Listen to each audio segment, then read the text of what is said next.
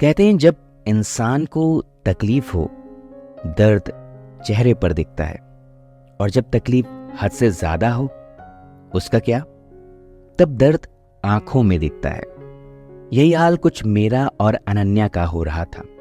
उसकी आंखें जैसे हर वक्त मदद मांग रही हों, सब कुछ ठीक होने का इंतजार कर रही हूं। प्यार अपने साथ चैलेंजेस लेके आता है, ये तो सुना था, पर इतने सारे ये नहीं पता था। खैर, मेरी और अनन्या की मुलाकात बिल्कुल अलग थी। हिंदी सिनेमा के जैसे तो बिल्कुल नहीं। दिवाली का दिन था और मैं अपने शहर और घर से कोसों दूर एक मॉल में बैठा अपने अकेलेपन से लड़ रहा था। यूँ तो फोन के कॉन्टैक्ट लिस्ट में फ्रेंड्स के सबसे ज्यादा नंबर कॉलेज में मेरे ही पास थे।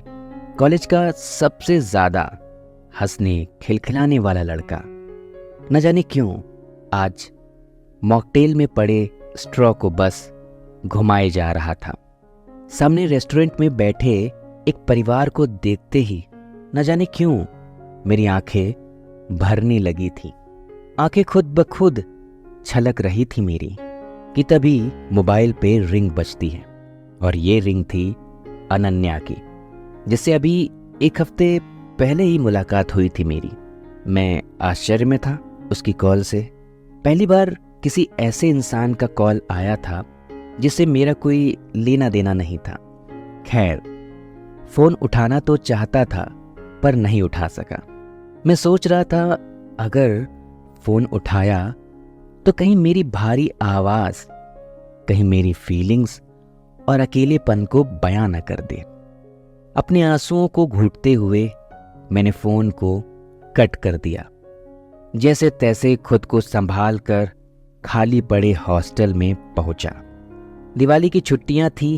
हॉस्टल के सभी लोग अपने अपने घर जा चुके थे। अपने कमरे में बैठा मैं ना चाहते हुए भी अनन्या के बारे में सोचने लगा था। पता नहीं क्यों मेरा दिल उससे बात करने का करने लगा था, पर अपने ईगो और एटीट्यूड के चलते मैंने उसे कॉल नहीं किया। एग्जाम हॉल में मेरी और अनन्या की पहली मुलाकात हुई थी। हरे कलर की कुर्ती और जीन्स में मैंने उसे आते जाते देखा था, जिस पे शायद कभी मैंने ध्यान भी नहीं दिया था।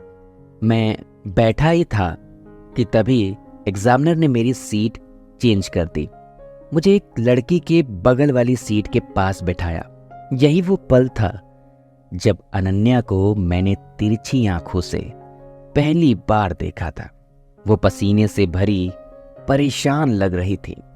अगल बगल के लोगों से पता चला कि वो किसी गांव से है।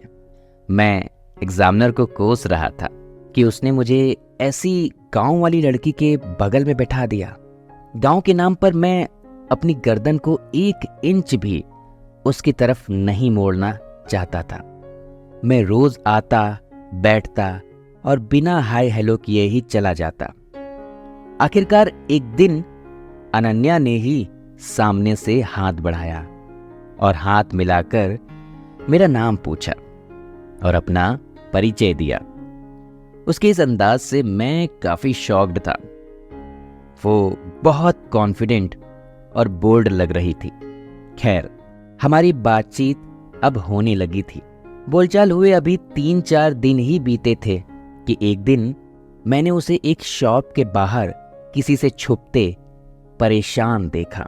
पर अभी हमारी कोई उतनी दोस्ती नहीं थी, तो मैंने भी इग्नोर करके आगे बढ़ना सही समझा। 5 दिन बाद दिवाली की छुट्टियां हो गईं और सब अपने अपने घर। दिवाली के दिन उसकी कॉल के आने के बाद मैं उसी के बारे में सोच रहा था। आखिर क्यों उसने मुझे कॉल किया? यही सब सोचते सोचते मुझे उसके शॉप के बाहर छुपने वाली बात भी याद आई। ये सब बातें मुझे डिस्टर्ब कर रही थीं, पर असल बात क्या थी उसके कॉल के पीछे, इसे मैंने वक्त पर छोड़ दिया। आगे क्या होता है मेरे और अनन्या के साथ, इसके लिए करिए थोड़ा सा इंतजार। मिलते हैं इश्क लखनवी के अगले एपिसोड में।